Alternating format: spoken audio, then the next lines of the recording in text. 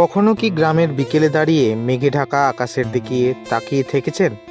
যখন সূর্য ধীরে ধীরে পশ্চিমে হারিয়ে যায় আর সারা আকাশ জুড়ে ছড়িয়ে পড়ে লাল, কমলা আর সোনালী রঙের এক অপূর্ব মায়া,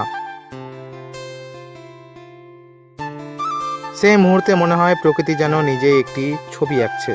আজ আমরা অনুভব করব গ্রামের এক মেঘলা সন্ধ্যার সৌন্দর্য, যেখানে শব্দ কম কিন্তু অনুভূতি অসীম।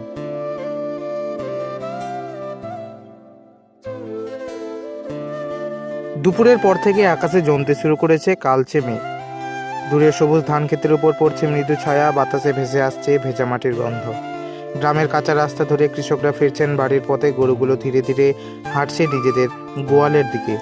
আকাশের এক কোণে তখনও সূর্য তার শেষ আলো ছড়িয়ে দিচ্ছে। মেঘের ফাঁক দিয়ে বের হওয়া সেই সোনালি আলো পুরো গ্রামটাকে যেন স্বপ্নের মতো সুন্দর করে তুলছে।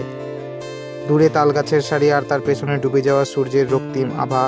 পাখিরা ঝাঁক বেঁধে ফিরছে নিজেদের বাসায়, তাদের ডানার শব্দ যেন সন্ধ্যার নীরবতাকে আরো গভীর করে তোলে।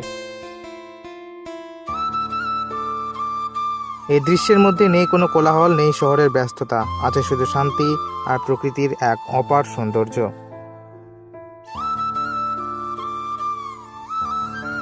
গ্রামের সূর্যাস্ত শুধু একটি দৃশ্য নয়, এটি একটি অনুভূতি।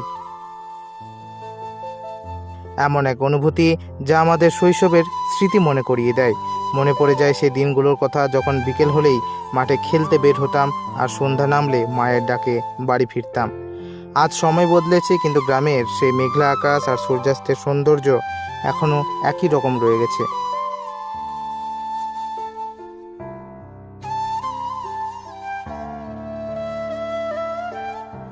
প্রকৃতির এই ছোট ছোট মুহূর্তগুলোই আমাদের জীবনের সবচেয়ে বড় শান্তি এনে দেয়।